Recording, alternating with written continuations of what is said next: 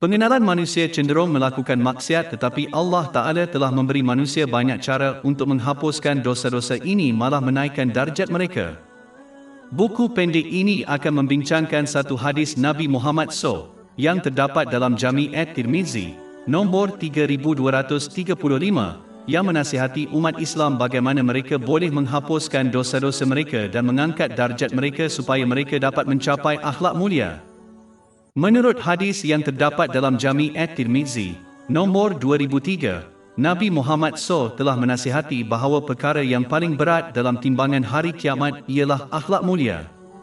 Ia adalah salah satu sifat Nabi Muhammad SAW yang dipuji oleh Allah Ta'ala dalam surah 68 Al-Qalam, ayat 4 Al-Quran.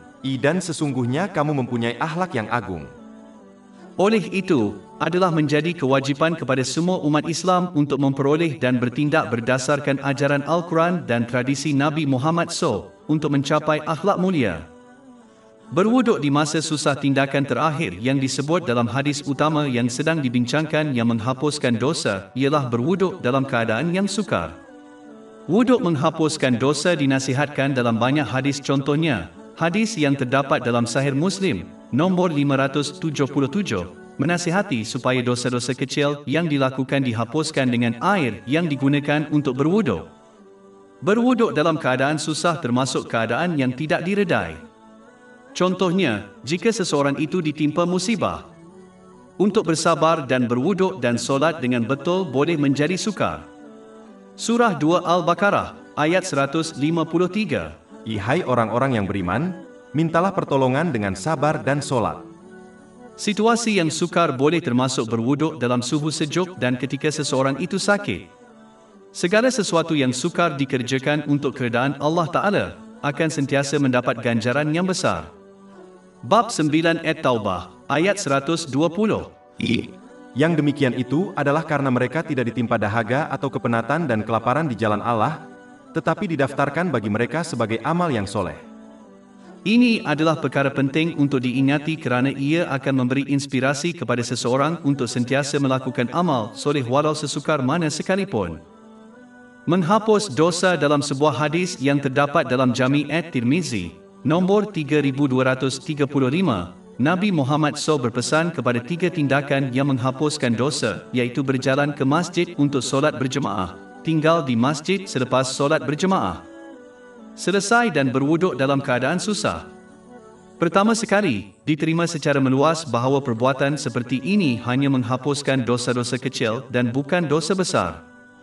Dosa besar memerlukan taubat yang ikhlas. Ini telah ditegaskan dalam Al-Quran dan hadis Nabi Muhammad SAW. Sebagai contoh, bab 4 An-Nisa, ayat 31. Jika kamu menjauhi dosa-dosa besar yang dilarang kamu, niscaya kami hapuskan dari kamu dosa-dosamu yang kecil dan kami masukkan kamu ke tempat yang mulia, ke dalam syurga. Selain itu, Nabi Muhammad SAW telah menunjukkan dalam hadis yang terdapat dalam Sahih Muslim, nombor 552, bahawa dosa-dosa kecil dihapuskan dengan perbuatan seperti solat fardu 5 sedangkan dosa-dosa besar tidak. Taubat yang sungguh-sungguh meliputi perasaan menyesal, meminta ampun kepada Allah SWT, dan kepada orang yang dianiaya, berjanji tidak akan mengulangi dosa yang sama atau serupa lagi dan akhirnya, menebus hak yang telah dilanggar. Kepada Allah yang Maha Tinggi dan manusia. Memberi makan kepada yang memerlukan, perbuatan pertama yang disebut dalam hadis utama yang dibincangkan yang mengangkat darjat seorang Muslim ialah memberi makan kepada orang lain. Menawarkan makanan kepada orang lain adalah satu amalan yang sangat istimewa dan apabila dilakukan dengan ikhlas kerana Allah Ta'ala akan mendapat ganjaran yang tidak dapat dibayangkan. Malah, Al-Quran telah mengisytiharkan bahawa mereka yang melakukan ini akan dilindungi daripada azab hari kiamat dan dikurniakan syurga. Surah 76 Al-Insan, ayat 8-12. Dan mereka memberikan makanan yang dicintainya kepada orang miskin, anak yatim dan orang tawanan. Sambil berkata, kami memberi makan kepada kamu heni ala kirana kiritan Allah. Kami tidak menghendaki pahala dan ucapan terima kasih daripada kamu. Sesungguhnya kami takut kepada Tuhan kami hari yang berat lagi menyedihkan.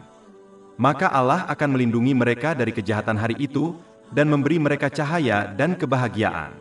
Dan akan memberi balasan kepada mereka disebabkan kesabaran mereka.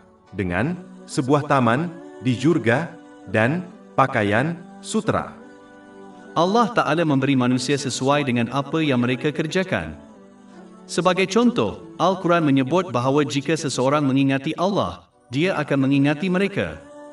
Surah 2 Al-Baqarah, ayat 152. Ya, maka ingatlah kepadaku, saya akan ingat awak. Memberi makan kepada orang lain untuk keredaan Allah Ta'ala adalah sama.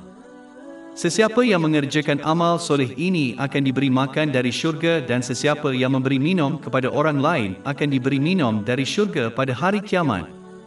Hal ini ditegaskan dalam hadis yang terdapat dalam Jami' at-Tirmizi, nombor 2449.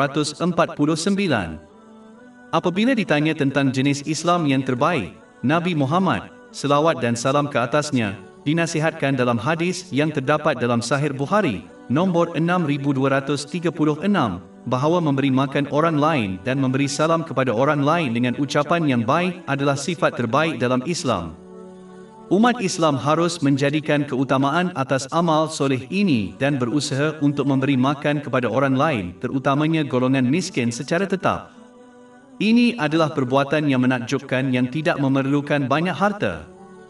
Setiap orang hendaklah memberi makan kepada orang lain mengikut kemampuan mereka, walaupun hanya separuh buah kurma, sebagaimana Nabi Muhammad SAW telah menasihati dalam hadis yang terdapat dalam Sahih Bukhari, nombor 1417, bahawa ini akan melindungi mereka daripada api neraka pada hari kiamat. Ini menjadikan manusia tidak ada alasan untuk menjauhkan diri dari amal soleh ini. Menghuni masjid. Tindakan kedua yang menghapuskan dosa-dosa kecil yang disebut dalam hadis utama ialah tinggal di masjid selepas solat berjemaah selesai. Semua menyedari ganjaran seseorang yang berusaha dalam perang suci. Orang yang tinggal di masjid selepas solat berjemaah menunggu yang berikutnya dikira sebagai orang yang berjihad dalam perang suci. Ini dinasihatkan dalam hadis yang terdapat dalam Jami' at-Tirmizi, nombor 51. Orang yang tinggal di dalam masjid hendaklah menjaga adab-adabnya. Mereka mesti menyibukkan diri dengan perbuatan baik seperti membaca Al-Quran dan mengelakkan gangguan kepada orang lain. Sesiapa yang tinggal di masjid sambil membaca dan mempelajari Al-Quran dengan orang lain akan dikurniakan ketenangan, rahmat, keramaian para malaikat, dan yang terbaik dari semua mereka akan disebut oleh Allah Ta'ala kepada para malaikat di syurga. Ini ditegaskan dalam hadis yang terdapat dalam Sahih Muslim, nombor 6853.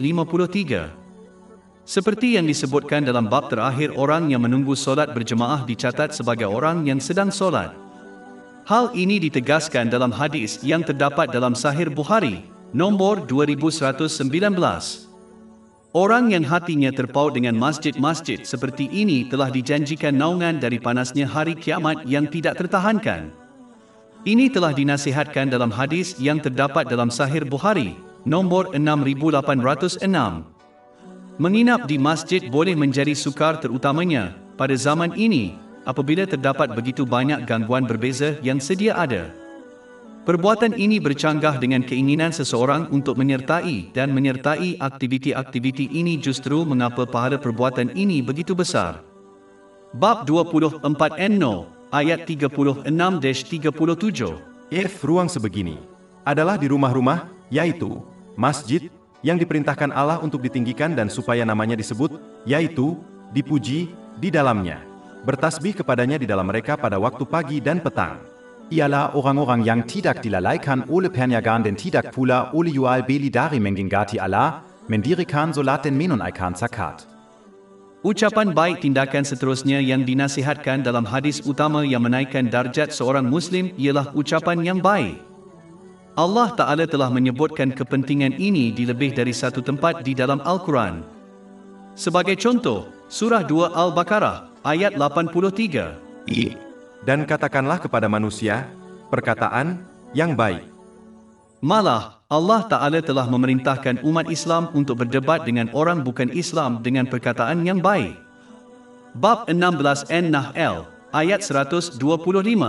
Serulah, manusia, kepada jalan Tuhanmu dengan hikmah dan pelajaran yang baik, dan berdebatlah dengan mereka dengan cara yang baik. Sifat yang begitu penting untuk dimiliki sehinggakan Allah, yang Maha Tinggi, bahkan memerintahkan nabinya, So untuk berbicara dengan baik kepada Firaun walaupun dia melampaui batas dalam kemaksiatannya. Bab 20 Taha, ayat 44. Dan katakanlah kepadanya dengan kata-kata yang lemah lembut, mudah-mudahan dia ingat atau takut kepada Allah. Ini jelas menunjukkan bahawa seseorang itu harus sentiasa bercakap baik dengan orang lain kerana tidak ada orang yang bercakap dengannya akan seburuk Firaun. Jika Allah Ta'ala memerintahkan agar Firaun diajak bicara dengan baik, bolehkah kita bayangkan betapa baiknya orang berbicara kepada orang Islam?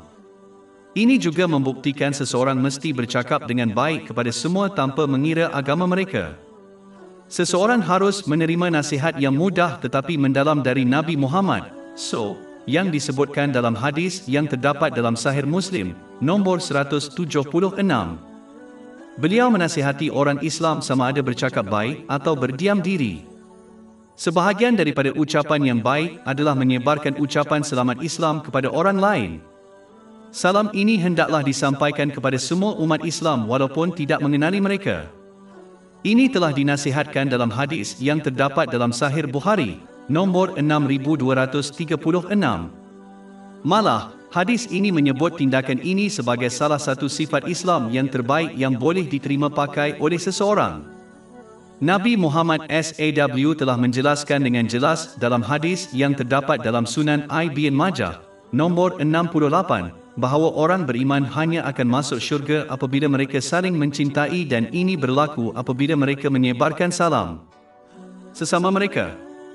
Perlu diingat bahawa maksud sebenar menyebarkan salam Islamik ialah seseorang itu menunjukkan keamanan kepada orang lain melalui tindakan mereka bukan hanya melalui kata-kata mereka. Memberi makanan untuk orang lain dan mengucapkan kata-kata yang baik telah disatukan dalam hadis utama yang sedang dibincangkan sebagai seseorang harus memperlakukan orang lain dengan baik melalui tindakan mereka, seperti memberi mereka makanan dan melalui perkataan mereka. Satu tanpa yang lain adalah rosak dan boleh membatalkan ganjaran yang boleh diperolehi. Surah 2 Al-Baqarah, ayat 264. Hai orang-orang yang beriman, janganlah kamu membatalkan sedekahmu dengan peringatan atau menyakiti. Allah Ta'ala telah menjanjikan keampunan, kasih sayangnya dan syurga kepada mereka yang memperlakukan orang lain dengan baik melalui perbuatan dan perkataan mereka. Bab 3 Ali Imran, ayat 133-134. Dan bersegeralah kamu kepada ampunan dari Tuhanmu, dan kepada syurga yang luasnya seluas langit dan bumi yang disediakan untuk orang-orang yang bertakwa. Orang-orang yang menafkahkan di jalan Allah, di waktu lapang dan susah, orang-orang yang menahan amarah dan orang yang memaafkan manusia, dan Allah menyukai orang-orang yang berbuat baik. Menahan kemarahan dan memaafkan orang lain yang disebutkan dalam ayat ini memerlukan ucapan yang baik. Pertuturan yang lemah lembut akan sentiasa lebih berkesan di hati orang lain terutamanya apabila menyuruh kebaikan dan melarang kemungkaran daripada perkataan yang kasar. Ini ditunjukkan dalam hadis yang terdapat dalam Sunan Abu Daud, nombor 4807. Ucapan dan sikap yang baik inilah yang menyebabkan para sahabat, semoga Allah meridai mereka, untuk sentiasa tertarik kepada Nabi Muhammad SAW. Ia adalah ciri-ciri Nabi Muhammad, selawat dan salam ke atasnya, Allah, yang Maha Tinggi, secara khusus ditonjolkan dalam Al-Quran. Bab 3 Ali Imran, ayat 159. Maka dengan rahmat Allah, wahai Muhammad, kamu berlaku lemah lembut terhadap mereka. Dan sekiranya kamu bersikap kasar dan berhati kasar, tentulah mereka menjauhkan diri dari sekelilingmu. Oleh itu, adalah penting bagi umat Islam untuk mengamalkan sifat ini dan memperlakukan orang lain seperti yang mereka ingin diperlakukan melalui tindakan dan perkataan mereka. Menaikkan pangkat. Hadis utama yang dibincangkan juga menyarankan 3 tindakan yang menaikkan darjat seorang Muslim, iaitu memberi makan kepada orang lain, terutama kepada orang miskin, mengucapkan kata-kata yang baik kepada orang lain dan menunaikan solat malam. Sesiapa yang melakukan amalan-amalan ini kerana Allah Ta'ala, akan dikurniakan sebuah bilik yang indah di dalam syurga. Ini telah dinasihatkan dalam hadis yang terdapat dalam Jami' at-Tirmizi, nombor 2527. Ini adalah salah satu tindakan pertama yang dinasihatkan oleh Nabi Muhammad, selawat dan salam ke atas baginda, ketika baginda tiba di kota Madinah. Dia memberi kabar gembira surga kepada orang yang melakukannya. Ini ditegaskan dalam hadis yang terdapat dalam Jami' at-Tirmizi, nombor 2485. Fakta bahawa ini adalah tindakan pertama yang dinasihatkan oleh Nabi Muhammad, selawat dan salam ke atas baginda, ketika baginda memasuki kota Madinah menyerlahkan betapa pentingnya mereka. Solat berjemaah. Perbuatan pertama yang disebut dalam hadis utama yang sedang dibincangkan yang menghapuskan dosa-dosa kecil iaitu mengambil banyak langkah menuju ke masjid untuk mendirikan solat berjemaah telah dibincangkan dalam banyak hadis. Sebagai contoh, hadis yang terdapat dalam Sahih Bukhari, nombor 2119, menyarankan bahawa orang yang berwuduk di rumah dan berangkat ke masjid untuk menunaikan solat berjemaah akan diampunkan dosanya atau dinaikkan satu darjat bagi setiap langkah yang diambil. Para malaikat akan terus mendoakan keampunan mereka selama mereka berada di dalam masjid tanpa melanggar wuduk dan tidak menyusahkan orang lain. Akhirnya, mereka akan dicatat sebagai orang yang sedang solat selama menunggu waktu solat berjemaah. Hadis yang sama ini menyarankan bahawa solat berjemaah itu 25 kali ganda pahalanya daripada mengerjakannya di rumah atau di tempat kerja. Dalam hadis yang terdapat dalam Sahih Bukhari, nombor 2891, Nabi Muhammad SAW berpesan bahawa setiap langkah yang diambil untuk menunaikan solat berjemaah di masjid dicatat sebagai sedekah. Nabi Muhammad, selawat dan salam ke atasnya, memberi kabar gembira tentang cahaya yang sempurna pada hari kiamat bagi mereka yang berjalan ke masjid untuk solat berjemaah dalam gelap. Ini merujuk kepada solat fardu pagi dan petang. Hal ini ditegaskan dalam hadis yang terdapat dalam Sunan Ibn Majah, nombor 780. Solat berjemaah adalah sangat penting sehingga para sahabat, semoga Allah meridai mereka semua, menganggap orang yang tidak menghadirinya secara tetap tanpa alasan yang munasabah sebagai munafik. Hal ini ditegaskan dalam hadis yang terdapat dalam Sunan An-Nasai, nombor 850. Solat malam sukarela tindakan terakhir yang disebut dalam hadis utama yang menaikkan darjat seorang Muslim ialah solat sunat malam. Ibadah malam membuktikan keikhlasan seseorang terhadap Allah Ta'ala, kerana tidak ada mata lain yang melihatnya.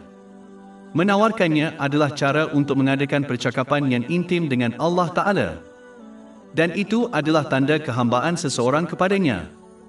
Ia mempunyai fadilat yang tidak terhitung. Sebagai contoh, sebuah hadis yang terdapat dalam Sunan An-Nasai, nombor 1614, menyatakan bahawa ia adalah solat sunat yang terbaik. Tidak ada seorang pun yang mempunyai darjat yang lebih tinggi pada hari kiamat atau di dalam syurga daripada Nabi Muhammad SAW, dan pangkat ini telah dikaitkan secara langsung dengan solat malam sunat. Ini menunjukkan bahawa orang yang mendirikan solat sunat malam akan dikurniakan darjat yang paling tinggi di kedua-dua alam. Surah 17 Al-Isra, ayat 79. Dan dari sebahagian malam, solatlah dengannya, yaitu membaca Al-Quran, sebagai tambahan ibadat bagi kamu. Diharapkan Tuhanmu membangkitkan kamu ke tempat yang terpuji. Hadis yang terdapat dalam Jami' at-Tirmizi, nombor 3579, menasihati bahawa seorang Muslim paling dekat dengan Allah Ta'ala pada bahagian akhir malam. Oleh itu, seseorang boleh memperolehi nikmat yang tidak terkira banyaknya jika mereka mengingati Allah Ta'ala pada masa ini. Semua orang Islam ingin doa mereka dimakbulkan dan keperluan mereka dipenuhi. Oleh itu, mereka harus berusaha untuk menunaikan solat malam secara sunat sebagaimana hadis yang terdapat dalam Sahih Muslim, nombor 1770, menyarankan bahawa terdapat waktu yang istimewa pada setiap malam apabila doa yang baik sentiasa dimakbulkan. Mendirikan solat malam sunat adalah cara terbaik untuk mencegah seseorang daripada melakukan dosa. Ia membantu seseorang untuk menjauhi perhimpunan sosial yang sia-sia dan ia melindungi seseorang daripada pelbagai penyakit fizikal. Ini telah dinasihatkan dalam hadis yang terdapat dalam Jami' at-Tirmizi, nombor 3549. Seseorang itu hendaklah bersedia untuk solat sunat malam dengan tidak terlebih makan atau minum terutamanya sebelum tidur kerana ia menimbulkan rasa malas. Seseorang tidak sepatutnya memenatkan dirinya pada siang hari. Tidur sebentar pada siang hari boleh membantu dengan ini. Akhir sekali, hendaklah menjauhi maksiat dan berusaha untuk mentaati Allah Ta'ala dengan melaksanakan perintah-perintahnya, meninggalkan larangannya dan dengan menghadapi takdir dengan sabar kerana orang-orang yang taat lebih mudah menunaikan solat malam.